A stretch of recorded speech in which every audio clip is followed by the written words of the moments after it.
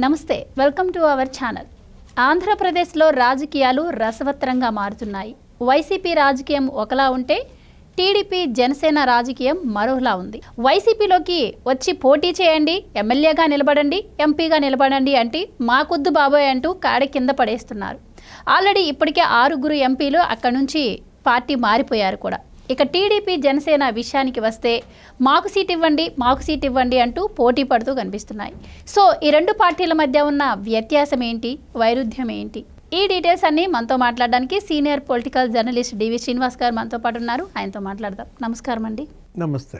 So TDP అలాగే Janasena alliance తర్వాత చాలామంది సంతృప్తిగా ఉన్నా కూడా కొన్ని చోట్ల అసమ్మతి ఏ పార్టీకైనా తప్పదు. ఇక్కడ వైసీపీ చూస్తే వాళ్ళు ఎప్పుడైతే అభ్యర్థుల లిస్టు ప్రకటించారో అప్పటి నుంచి కూడా అసలు జనసేన వాళ్ళు అసంతృప్తిగా ఉన్నారు, టీడీపీ వాళ్ళు అసంతృప్తిగా ఉన్నారు. మాకు సీట్ కావాలని వీళ్ళ నోటితో వీళ్ళే ఒప్పేసుకున్నారు. అంటే టీడీపీ జనసేనలకు వెళ్ళాలి, పోటీ చేయాలని వీళ్ళ నోటితో వీళ్ళు ఒప్పుకున్నట్టే.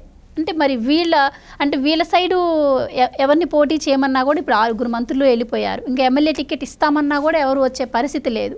అంటే ఇక్కడ వైసీపీ ఓటమిని ఒప్పుకుంటున్నట్టే మనం అనుకోవచ్చు అంటారా? అంతే కదా.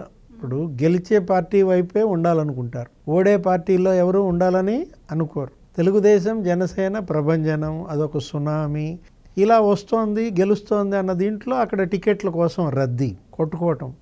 నాకు కావాలంటే నాకు కావాలని, జనసేనకి ఎందుకు ఇస్తారు మాకే ఇవ్వమని, తెలుగుదేశంకి ఎందుకు ఇస్తారు మాకే ఇవ్వమని జనసేన టికెట్ కోసం. అంటే Telugu Desam B form, Janasena B form hot కేక్స్గా మారాయి. ఎగబడుతున్నారన్నమాట. ఎక్కడ వైఎస్ఆర్ కాంగ్రెస్ పార్టీలో బీఫామ్ అంటే భయపడిపోతున్నారు, కంటెస్ట్ చేయమంటే పారిపోతున్నారు. మనం చూసాం, ఏది నువ్వే చెప్పావు, ఒక 6 ఎంపీలు మీరు నిలబడండిరా నాయన అంటే వాళ్ళు జంప్. అంటే జగన్మోహన్ రెడ్డి నిన్న పెట్టిన వర్క్షాప్లో కూడా 3000 మందిని పిలిచాడు. అందరినీ బాబు ఏదో బాబు మోహన్ ఏదో అంటాడు. ఇలా అడుక్కునే పరిస్థితి ఎందుకు వచ్చింది అంటే స్వయంకృత అపరాధమే. ఏది చేతులారా చేసుకున్నాడు అన్నమాట. చేసుకున్న వాళ్ళకి చేసుకున్నంత మహదేవ అనేది అదే. ఇవాళ జగన్మోహన్ రెడ్డి అది చేసుకున్నాడు కాబట్టి ఇవాళ అతను అనుభవిస్తున్నాడు. నిన్న ఆ వర్క్షాప్లో ఏమన్నాడు, ఆల్రెడీ అయిపోయింది, అభ్యర్థులందరూ ఖరారు అయిపోయింది, ఇక అంతే అన్నాడు. ఎట్లా? నువ్వు ఇచ్చిన లిస్టులన్నీ 7 జాబితాల్లో నువ్వేం చేసావు, తిరగేసావు, మరగేసావు, ఒక 70 మందిని వదిలావు, ఒక 35 మందికి మొండి చేయి చూపించావు, మార్పులు చేర్పులు అన్నావు. మరి 8వ లిస్ట్ ఏది, 9వ లిస్ట్ ఏది? అంటే ఏంటి, నువ్వు ఇచ్చిన 7 జాబితాలతో జగన్మోహన్ రెడ్డికి 70 బొప్పిలు కట్టాయి. తలంతా బొప్పిలే. ఇంకా బొప్పిలు కట్టించుకోవడానికి నేను సిద్ధంగా లేను కాబట్టి మొత్తం అందరికి టికెట్లు ఇచ్చేసా అన్నాడు అనమాట. అది చూసి మంత్రి రోజా కళ్ళు దుడుచుకుంది.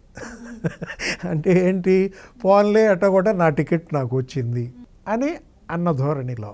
ఇప్పుడు ఆయన చిత్తూరు ఎంపీగా సత్యవేడు ఎమ్మెల్యేని వేయమన్నాడు. సత్యవేడు ఎమ్మెల్యే ఆదిమూలం జంప్. ఏది, నువ్వు వద్దు, నీ ఎంపీ టికెట్ నాకు వద్దు, లోకేష్ బాబు దగ్గర ప్రత్యక్షమయ్యాడు. అట్లాగే గుమ్మనూరు జయరాం, ఇందాక నువ్వు అన్నావు మంత్రులు కూడా రాజీనామా చేస్తున్నారు ఏంటండి అన్నావు. ఆయనే ఎవరు, గుమ్మనూరు జయరాం. ఆయన ఏమన్నారు, మీరు అసెంబ్లీకి వేయొద్దండి ఆలూరు, మీరు కర్నూలు ఎంపీగా దిగండి అన్నాడు. ఇదేదో నా గొంతు కోసేటట్టున్నాడు ఆయన, నా కొంప ముంచేటట్టున్నాడని జంప్.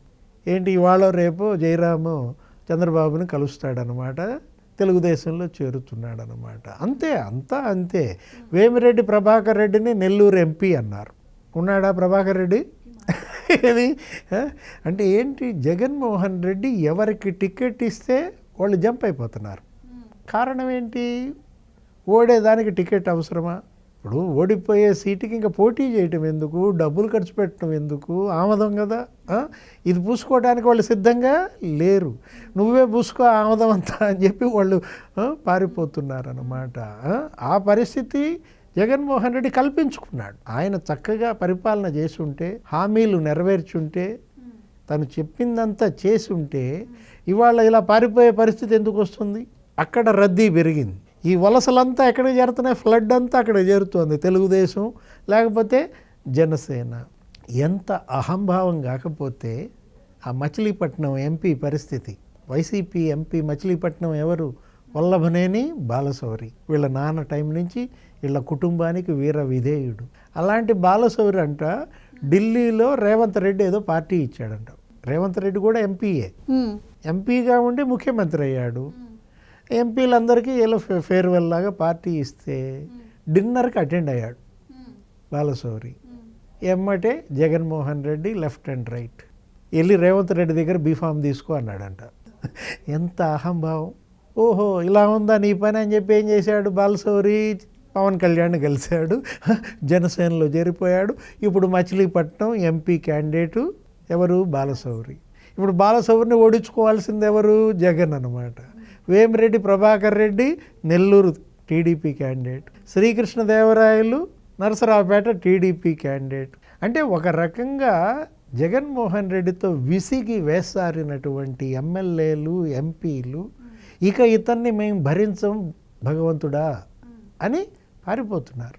అతని పార్టీకి వచ్చినటువంటి పరిస్థితి, పార్టీయే కాదు కుటుంబం కూడా అంతే కదా. ఇప్పుడు వాళ్ళ చెల్లి ఉందా? నీ కోసం 3200 కిలోమీటర్లు పాదయాత్ర చేసింది ఈ చెల్లి. ఈ చెల్లి మీద, ఈ చెల్లి భర్త మీద నీ జనంతో, నీ సైన్యంతో డబ్బులు ఇచ్చి నా మీద ఇలా అసభ్యంగా రాపిస్తావా? అసభ్య పోస్టులు పెడతావా? కేసు పెట్టిందా పెట్టలేదా? అవును. హైదరాబాద్ సైబరాబాద్ కమిషనర్కి కంప్లైంట్ ఇచ్చింది, వీళ్ళ మీద చర్యలు తీసుకోండి అని చెప్పి ఒక 10 మంది పేర్లు ఇచ్చింది. ఎవరైతే షర్మిల పట్ల, షర్మిల భర్త పట్ల కులం పేరుతో అసభ్యంగా ఈ విధంగా దూషణలు చేస్తున్నారో ఆ మంత్రులు, ఆ ఎమ్మెల్యేలు, ఆ సోషల్ మీడియా వాళ్ళ మీద, అంటే జగన్మోహన్ రెడ్డికి ఇంకా ఏ విధంగా నీకు క్రెడిబిలిటీ ఉంటుంది? అతనికి ఇంకా విలువలేమున్నాయి? జనరల్గా కాలేజీలో అమ్మా, ఇప్పుడు నిన్నెవరన్నా అల్లరి పెట్టారనుకో, టీజింగ్ చేస్తారు. టీజింగ్ చేస్తే మీ అన్న ఏం చేస్తాడు? వస్తాడా రాడా? ఎవడురా నా చెల్లి మీదకి వచ్చేదని తంతాడా తనడా? మామూలుగా జరగదు యుద్ధం కాలేజీలో. అది కదా అన్న. ఇతనేమన్నా అన్న పోస్టుకి న్యాయం చేశాడా? కొడుకు పోస్టుకి న్యాయం చేశాడా? తల్లి వాళ్ళు లేదు, తల్లి ఎక్కడో ఉంటుంది, చెల్లి దగ్గరికి వెళ్ళిపోయింది. ఆమెని అవమానకరంగా పార్టీ గౌరవ అధ్యక్షురాలుగా దించేశాడు. అప్పుడు నీకు గౌరవాధ్యక్షురాలుగా విజయమ్మ కావాల్సి వచ్చిందా? ఇవాళ నువ్వే శాశ్వత అధ్యక్షుడిగా ప్రకటించుకుంటావా?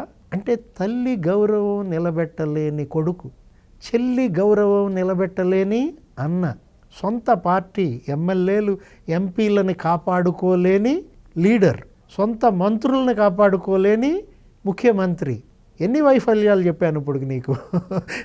ఇంత ఏమంటాం, ఏదైనా ఇల్లు చక్కదిద్దుకొని బయట సమాజాన్ని చక్కదిద్దామంటారు. ఇక్కడ ఇల్లే చక్కగా లేదు, బయట ప్రజలకి ఏం చెప్తారని. ఇంత విఫల ముఖ్యమంత్రి, ఇంత failure brother, failure son, failure CM, failure leader దేశ చరిత్రలో ఉన్నారా? అది ఇవాళ జగన్మోహన్ రెడ్డి క్రెడిబిలిటీ. ఆయన ఇవాళ క్రెడిబిలిటీ క్రైసిస్లో పడ్డాడు. ఆయన బయటకు వచ్చి ఉపన్యాసాలు ఏం చెప్తాడు? విలువలతో కూడిన రాజకీయం అంటాడు, విశ్వసనీయతకే పేటెంట్ నాదంటాడు. ఆయన విశ్వసనీయత ఎంతో ఆయన చెల్లి చెప్పుద్ది, ఆయన తల్లి చెప్పుద్ది. ఆయన విలువలు ఏ పాటివో ఆయన ఎమ్మెల్యేలు చెప్తారు, ఎంపీలు చెప్తారు. ప్రజలు అర్థం చేసుకున్నారు జగన్మోహన్ రెడ్డి అసలు నైజం 5 ఏళ్లలో జనం అర్థం చేసుకున్నారు. కాబట్టే ఇవాళ జెండా సభకి పోటెత్తారు. తాడేపల్లి గూడెం కిటకిటలాడుతోందన్నమాట. Thank you so much. నమస్తే.